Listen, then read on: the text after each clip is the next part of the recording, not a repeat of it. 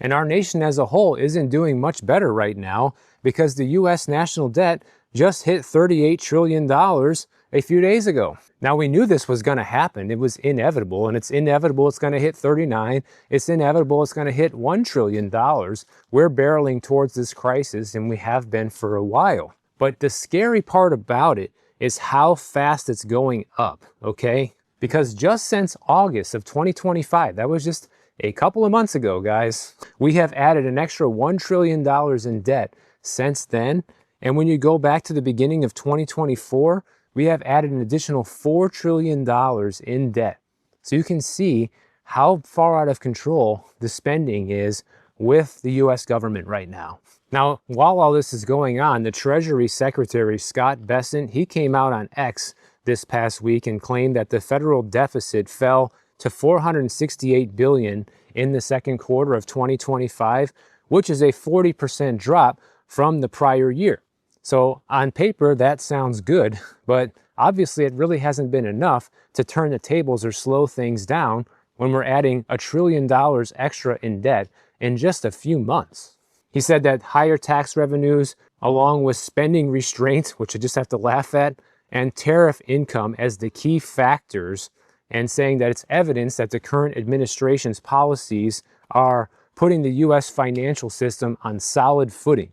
Well, this doesn't really sound like we're on solid footing. And we don't know if the tariffs are even going to remain in place because they are being fought in the courts right now about if they're even constitutional.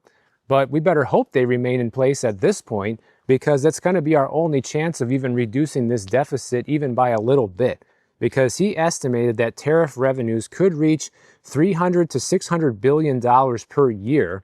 And the Congressional Budget Office projects these policies could cut deficits by $4 trillion over the next decade. So that sounds good, and it's going in the right direction, but only if we continue to have tariffs for at least the next 10 years. And there's no guarantee that that's going to happen because we don't know if these are going to be struck down in the courts. We don't know if the next president is going to keep these tariffs in place.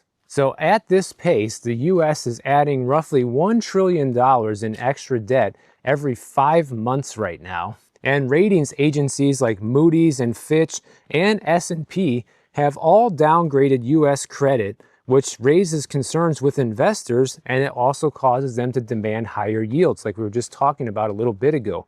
These higher risks and cracks in the credit system are causing the yields to rise because people are worried. People are worried inflation is going to be getting out of control. People are worried that the U.S. government might have to default on some of these loans at some point. And this is also the same reason why mortgage rates are probably not going to go back down anywhere close to where they used to be. They actually have taken a cut recently and have gotten down to about 6.1% over the past week. But it's still not enough to make housing affordable. And it's to the point now where the federal government spent $970 billion on interest payments in the fiscal year 2025, which is about the same that we spent on all of Medicare costs and has now surpassed our defense budget. And we are barreling towards a situation where interest costs per year are going to be surpassing $1 trillion per year just in the interest that we have to pay on the debt. And that's why the Treasury yields are probably going to go nowhere but up, because this situation is not going to get fixed. A lot of experts are warning that this trajectory that we're on is completely unsustainable and something has to give. And I'm not an expert, guys. I don't know what's going to give.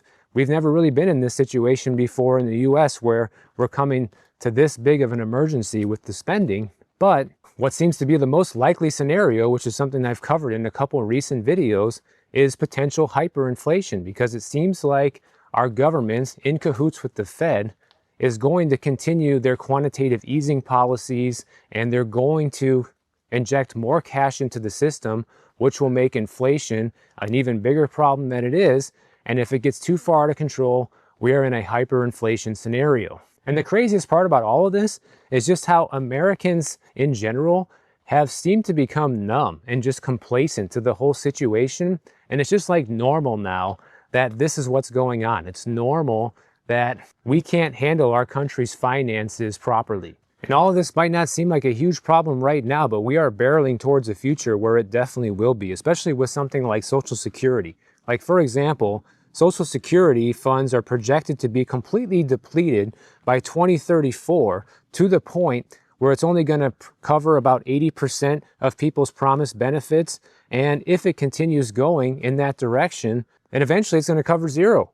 Eventually there will be no Social Security. But with the government shutdown and what's going on in Washington, D.C., I have very little confidence that the people who are in charge of all of this are going to be fixing any of this anytime soon. It seems like no one cares. People just want their way. Depending on what side you're on politically, the other side's always wrong, and that just leads to a situation where nothing ever gets done anymore.